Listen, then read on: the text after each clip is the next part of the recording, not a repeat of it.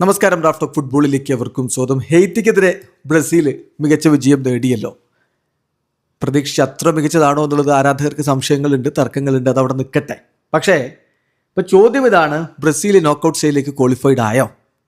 നിലവിലില്ല എന്നതാണ് യാഥാർത്ഥ്യം. പക്ഷേ ക്വാളിഫൈഡ് ആവും. എലിമിനേറ്റഡ് ആവാൻ സാധ്യതയുണ്ടോ? സാധ്യതയുണ്ട്, ഇപ്പോഴും ഉണ്ട്. അപ്പോൾ എല്ലാ സാധ്യതകളും നമ്മളൊന്ന് പരിശോധിക്കുകയാണ്. ഇപ്പോൾ ഗ്രൂപ്പ് സി 2 കളികൾ കഴിയുമ്പോൾ, 2 റൗണ്ട് കളികൾ കഴിയുമ്പോൾ 2 കളി 4 പോയിന്റ്. ബ്രസീൽ ഒന്നാമത്.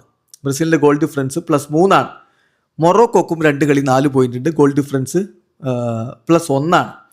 സ്കോട്ട്ലൻഡിന് 2 കളി 3 പോയിന്റ്, അവർ മൂന്നാമതാണ്. ഹെയ്ത്തിക്ക് 2 കളി 0 പോയിന്റ്, അവർ പുറത്തായി.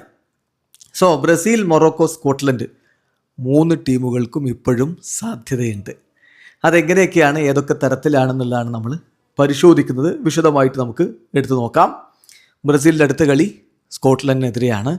അതേസമയം മൊറോക്കോക്ക് കളി ഹെയ്ത്തിക്കെതിരെയുള്ളതാണ്. അപ്പോൾ ആര് ഗ്രൂപ്പ് ചാമ്പ്യന്മാരാവും, ആര് രണ്ടാമതാവും, ആര് മൂന്നാമതാവും ആണ് ചോദ്യം.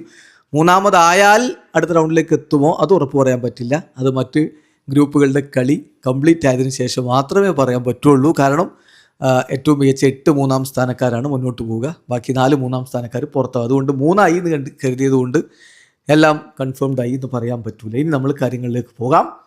ബ്രസീൽ സ്കോട്ട്ലൻഡിനെതിരെ ജയിച്ചാൽ സംശയമൊന്നുമില്ല, ബ്രസീൽ മുന്നോട്ട് പോകും. അതിൽ പിന്നെ വേറെ സംശയങ്ങളില്ല. അപ്പോൾ ഗ്രൂപ്പ് ചാമ്പ്യനോ അല്ലയോ എന്നുള്ളത് മൊറോക്കോ ഹെയ്ത്തിക്കെതിരെ എത്ര ഗോൾ അടിക്കും, ബ്രസീൽ സ്കോട്ട്ലൻഡിനെതിരെ എത്ര ഗോൾ അടിക്കുന്നതനുസരിച്ചിരിക്കും. അതല്ല, ഇനി ബ്രസീൽ സമനിലയാവുകയാണെങ്കിൽ, സ്കോട്ട്ലൻഡുമായിട്ട് സമനിലയായാൽ മൊറോക്കോ ഹെയ്ത്തിയെ തോൽപ്പിക്കുകയും ചെയ്താൽ ബ്രസീൽ 2ാം സ്ഥാനവും കൊണ്ട് മുന്നോട്ട് പോകും. മൊറോക്കോ 1ാം സ്ഥാനത്തായിരിക്കും. സ്കോട്ട്ലൻഡ് 3 പോയിൻ്റായിട്ട് പുറത്താകും.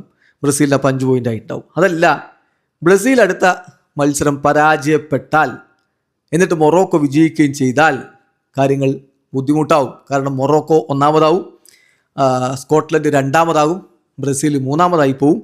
അപ്പോൾ പിന്നെ 3ാം സ്ഥാനത്ത് ഫിനിഷ് ചെയ്താൽ ഞാൻ നേരത്തെ പറഞ്ഞ പോലെ മറ്റ് ഗ്രൂപ്പുകളുടെ ഫലമൊക്കെ നോക്കേണ്ടി വരും. സോ തോറ്റാൽ സ്റ്റിൽ എലിമിനേഷൻ സാധ്യത അവിടെ ബാക്കിയുണ്ട് എന്നർത്ഥം. അപ്പോൾ ബ്രസീലിന് കംഫർട്ടബിൾ കാര്യം എന്ന് പറഞ്ഞാൽ ജയിക്കുക അല്ലെങ്കിൽ സമനില പിടിക്കുക. തോൽവി ഒരൽപ്പം കാര്യങ്ങൾ ഡേഞ്ചറാക്കും. ഈ നമുക്കറിയാം 2026 വേൾഡ് കപ്പിൽ 8 മൂന്നാം സ്ഥാനക്കാരാണ് മുന്നോട്ട് പോവുക. പക്ഷെ അതിലിനി മറ്റ് ഗ്രൂപ്പുകളുടെ റിസൾട്ട് വരേണ്ടതുണ്ടല്ലോ. മൊറോക്കോയുടെ കാര്യം എന്താണെന്ന് വെച്ചാൽ അവർക്കിപ്പോൾ 4 പോയിൻ്റാണുള്ളത്. മൊറോക്കോക്കും ഇതേപോലെ തന്നെ ബ്രസീൽ പോലെ തന്നെയാണ് സാധ്യതകളുള്ളത്. ഇപ്പോൾ ബ്രസീൽ സ്കോട്ട്ലൻഡിനെ തോൽപ്പിച്ചു, മൊറോക്കോ അതുപോലെ തന്നെ അടുത്ത കളി ഹെയ്ത്തിയെ തോൽപ്പിച്ചാൽ അത് എത്ര ഗോളിന് തോൽപ്പിക്കും എന്നനുസരിച്ചായിരിക്കും ഗ്രൂപ്പിൽ ആര് 1ാമത് ആര് 2ാമത് എന്ന് തീരുമാനിക്കുക. അപ്പോൾ ആ മൊമെൻറ്റിൽ നമുക്കറിയാം ഇപ്പോൾ ബ്രസീൽ +3 ഗോൾ ഡിഫറൻസുമായിട്ടും ആഫ്രിക്കൻ ടീം +1 ഗോൾ ഡിഫറൻസുമായിട്ട് നിൽക്കുകയാണ്. അപ്പോൾ ആഫ്രിക്കൻ ടീം ഹെയ്ത്തിക്കെതിരെ ഒരു 5-6 ഗോൾ അടിക്കുകയൊക്കെ ചെയ്താൽ സംഗതി മാറും. അവർ 1ാമതും ബ്രസീൽ 2ാമതും ആവും. അപ്പോൾ ഗോൾ ഡിഫറൻസ് വളരെ ഇമ്പോർട്ടൻ്റ് ആയിട്ട് അവിടെ വരും എന്നർത്ഥം. പക്ഷേ ബ്രസീലും അതുപോലെ തന്നെ മൊറോക്കോയും ഒപ്പം മുന്നോട്ട് പോവുകയും ചെയ്യും. അതല്ല, ഇപ്പോൾ സ്കോട്ട്ലൻഡ് ബ്രസീലുമായിട്ട് സമനില പിടിക്കുന്നു. അങ്ങനെ വന്നാൽ തീർച്ചയായിട്ടും 3rd പ്ലേസ് ടീംസ് എന്ന രൂപത്തിൽ കാര്യങ്ങളാകെ മറിയുകയും ചെയ്യും. സോ സെലക്കാവോക്കെതിരെ സ്കോട്ട്ലൻഡ് കാര്യമാണ് വരുന്നത്. ബ്രസീലിനെതിരെ ഡ്രോ പിടിച്ചാൽ അവർ 3ാം സ്ഥാനത്തേക്ക് പോവുകയും പിന്നെ അവിടെ എന്തെന്നുള്ളത് മറ്റു ടീമുകളൊക്കെ ആയിട്ട് നോക്കിയിട്ടാണ് അവർക്ക് മുന്നോട്ട് പോകാൻ പറ്റുക. അതല്ല, അവർ ബ്രസീലിനോട് പരാജയപ്പെടുകയാണെങ്കിൽ യൂറോപ്യൻ ടീമിന് മുന്നോട്ട് പോകുക എന്നുള്ളത് ബുദ്ധിമുട്ടാണ്. അതായത് സ്കോട്ട്ലൻഡ് മുന്നോട്ട് പോകുക എന്നുള്ളത് ബുദ്ധിമുട്ടായിരിക്കും. ഹെയ്ത്തി എന്തായാലും ഇപ്പോൾ എലിമിനേറ്റഡ് ആയിട്ടുണ്ട്. അപ്പോൾ ബ്രസീലിനെ സംബന്ധിച്ചിടത്തോളം മുന്നോട്ട് പോകാൻ ഇനി എന്ത് വേണമെന്ന് ചോദിച്ചാൽ ഏറ്റവും ബെസ്റ്റ് കാര്യം ജയിക്കുക അല്ലെങ്കിൽ സമനിലയാകുക. 2 മുന്നോട്ട് പോകും. അതല്ല, തോറ്റാൽ പിന്നെ 3ാം സ്ഥാനം എന്നുള്ള രൂപത്തിൽ കയറാൻ കുറച്ച് കോംപ്ലിക്കേറ്റഡ് ആയി പോകും എന്നർത്ഥം. ഇനിയുള്ള ചോദ്യം, 1ാം സ്ഥാനം കിട്ടണം നമ്മൾ എപ്പോഴും പറയുള്ളൂ. അതിൻ്റെ ഗുണം എന്താണ്?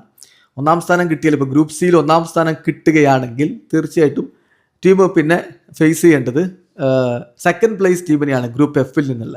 അപ്പോൾ നെതർലൻഡ്സ്, ജപ്പാൻ, സ്വീഡൻ, ടുണീഷ്യ ടീമുകളാണല്ലോ അവിടെ ഉള്ളത്. അപ്പോൾ തിയററ്റിക്കലി നമുക്കറിയാം 2nd പ്ലേസ് ടീമിനെതിരെ കളിക്കുക എന്നുള്ളതാണ് എപ്പോഴും ഗുണകരമായിട്ട് മാറുക. ഏതായാലും അതിനൊക്കെ അപ്പുറത്തേക്ക് ബ്രസീലിനെ സംബന്ധിച്ചിടത്തോളം ഗ്രൂപ്പ് ചാമ്പ്യന്മാരായിട്ട് പോയി കഴിഞ്ഞാൽ അവരുടെ അടുത്ത കളി, നോക്കൗട്ട് സ്റ്റേജിലെ കളി ഹൂസ്റ്റണിലായിരിക്കും. അപ്പോൾ വളരെ ചെറിയ ട്രാവൽ അവരുടെ ട്രെയിനിങ് ബ്രേസിൽ നിന്ന് അങ്ങോട്ടേക്ക് നടത്തിയാൽ മതി. അതല്ല, അവർ 2ാം സ്ഥാനം കൊണ്ടൊക്കെയാണ് കയറുന്നതെങ്കിൽ പിന്നെ മോണ്ടറിൽ പോയി കളിക്കണം, മെക്സിക്കോയിൽ പോയി കളിക്കണം. അപ്പോൾ അത് ട്രാവൽ വർദ്ധിപ്പിക്കും, അത് ടീമിനെ എക്സോസ്റ്റഡ് ആക്കും, അത് ടീമിന് ഫാറ്റിക്കും കാര്യങ്ങളൊക്കെ ഉണ്ടാക്കും. ഇങ്ങനെയുള്ള കുറച്ച് കാര്യങ്ങളുണ്ട്. അപ്പോൾ ലോജിസ്റ്റിക്കൽ ആയിട്ടുള്ള കാര്യം കൊണ്ടും ബ്രസീലിന് ഗ്രൂപ്പ് ചാമ്പ്യന്മാരാവുക എന്നുള്ളതാണ് ബെറ്റർ. അതിന് അടുത്ത കളി ജയിക്കണം. വീഡിയോ അവസാനിക്കുന്നത് ഫുട്ബോൾ ലോകത്ത് കൂടുതൽ വിശേഷങ്ങളുമായി റാഫ് ടോക്സ് എത്താം.